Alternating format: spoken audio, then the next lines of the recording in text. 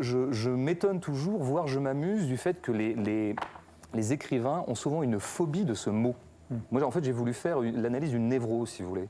Comment ça se fait qu'à chaque fois qu'on dit à un Après écrivain... l'avoir exalté, finalement, il s'en défend. Oui, la génération Sartre-Camus a exalté cette idée de l'engagement, et bien avant Zola. Et puis maintenant, on s'en défait. Et à propos de l'intimité, puisqu'on évoquait ça, à un moment, vous écrivez « Les noces entre la littérature et l'intimité sont récentes ». Alors, je le disais, Stéphane Hautguy, lui, est totalement... à l'opposé des avant-gardes. Il écrit, il redécouvre régulièrement l'Amérique et il pense que la littérature entretient un rapport profond avec l'idiotie, mais je ne voudrais pas monopoliser la parole, parce qu'on va parler de tous les livres.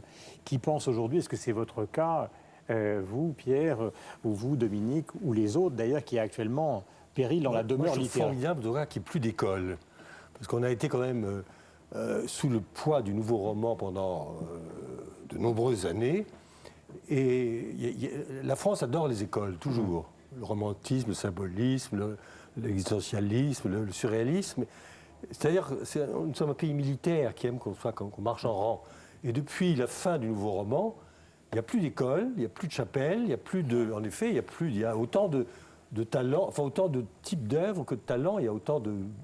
On ne peut plus mettre, en effet, les 600 romans de la rentrée et les 600 de janvier. Donc ce constat est absurde. Quelconque. Oui, mais ça, c'est bien. Mais ce constat, il est absurde. Je ne suis pas sûr que ce soit si bien. Je suis pas sûr que ce soit si bien. Parce que, mais non, parce qu'on se construit toujours contre. Moi, je regrette qu'il n'y ait pas d'école. La littérature est quand même le seul domaine, à mon sens, de la création artistique dans lequel on peut écrire comme au XVIIe siècle, comme au XVIIIe siècle, comme au XIXe siècle, comme au XXe siècle, peut-être certains comme au XXIe siècle, mais ils sont rares.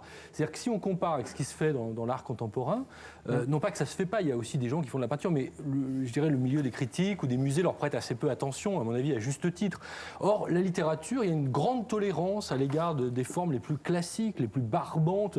Il y a des écrivains du dimanche qui sont publiés par des maisons très respectables, sur lesquelles on fait des très bons papiers dans des journaux respectés. Donc, mais non, parce que c'est quand même un peu problématique. C'est-à-dire que moi, j'ai toujours eu l'intérêt plutôt pour des choses très contemporaines, pour ce qui s'écrit dans mon époque, dans mon temps. Et ce que j'aime bien dans la démarche, c'est pas du tout un manifeste, mais dans la démarche de devenir du roman, c'est de mettre ensemble des gens très différents, mais des gens qui sont quand même, dans l'ensemble, très contemporains. C'est-à-dire qui écrivent la littérature d'aujourd'hui, et ils sont minoritaires, ils sont archi-minoritaires dans la production romanesque. Mais exemple, moi je suis pas d'accord avec vous, Guillaume, mais Hautguy, je pense qu'il est dans une certaine forme d'avant-garde, au-delà des apparences. J'ai pas dit que j'étais d'accord ou pas d'accord, j'ai dit ce qu'il disait lui. Oui, qu'il était hostile aux avant-gardes et qui rapprochait la littérature de... Avant-garde, vous êtes toujours dans le militaire, toujours dans le vocabulaire militaire. Mais parce que je pense qu'on se construit... Ça veut rien dire avant-garde. C'est une ringard comme notion. Non, pourquoi ce serait ringard? 1920 et pas aujourd'hui. Pourquoi ce serait ringard? Je pense qu'au contraire, ce qui est très embêtant, et là je vous rejoins, c'est que la figure de Flaubert, c'est-à-dire celle au fond de la pose de l'écrivain, de l'art pour l'art, est encore très très prégnante et très intimidante. Et du coup, peu d'expériences sont tentées parce que la figure de l'écrivain en impose. D'ailleurs, c'est le reproche que j'adresse à quelques-uns de ceux qui sont dans le devenir du roman, qui me paraissent plus faibles que les autres parce qu'ils jouent davantage à être écrivain plutôt que d'écrire des bons textes. Et c'est souvent ce qui est lassant avec la littérature contemporaine. Plongeant dans le livre passionnant de Dominique Fernandez, comme tous les autres d'ailleurs, c'est pas de la flagornerie. Ce qui est amusant, c'est que vous parlez justement de rapports qui existent entre les écrivains et leurs contemporains. Et ils se sont totalement trompés. C'est-à-dire s'ils font partie... On ne peut pas... Il n'y a que le temps. Le seul juge, c'est le temps. Donc tout ce qu'on dit va être aboli 50 ans après, je veux dire. Pensez que je raconte qu'en 1925, c'était les Faux-monnayeurs de Gide, c'était la suite de Proust, c'était Thomas Mann, etc. Quel était le succès en France? C'était Maurice de Cobra. Il y a un succès vertigineux, des centaines de milliers d'exemplaires. C'était ça le grand écrivain.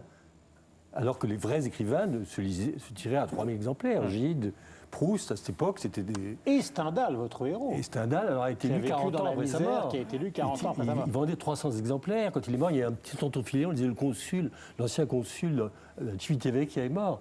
Il est mort totalement inconnu. Il avait prévu, lui, qu'il serait lu 40 ans après sa mort. Mais lui-même disait un mal fou de Chateaubriand.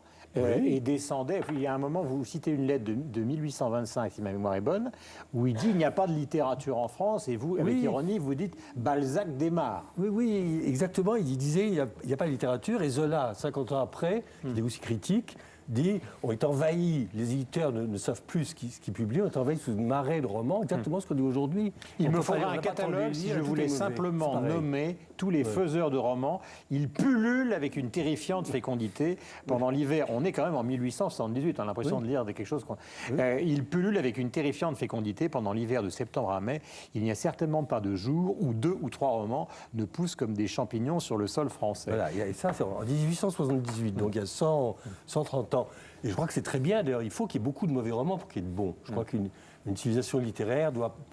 C'est un vaste fumier sur lequel poussent quelques fleurs, parce que s'il n'y a pas une grosse production, il n'y aura pas non plus de chef-d'œuvre. Alors, est-ce que vous avez le sentiment, justement, Pierre Bayard, que s'il n'y a pas de littérature en péril, si on parle de ce péril, c'est parce que finalement, on est incapable, au jour où nous sommes aujourd'hui, de dire qui sera Proust, qui sera Céline, qui sera... Est-ce que c'est ça qui rend finalement, qui instille le doute ? Non, je ne pense pas. Il y a 2 aspects dans le livre de Todorov. Il y a cette crainte sur l'avenir de la littérature.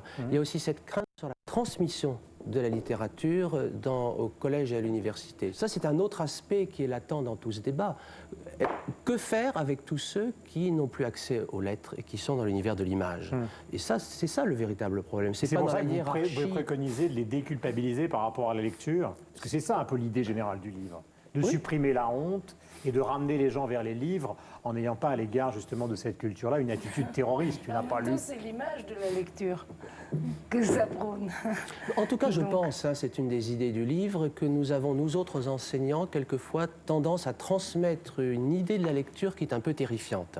Alors que nous savons bien, nous autres qui sommes des professionnels des livres, que nous n'avons pas qu'un mode de lecture. Que bien sûr, il nous arrive, et heureusement, de lire un livre de la première ligne à la dernière ligne et quelquefois de le relire, mais que nous en connaissons d'autres, des trajets de lecture, des promenades. Nous savons le parcourir, nous savons l'acheter une page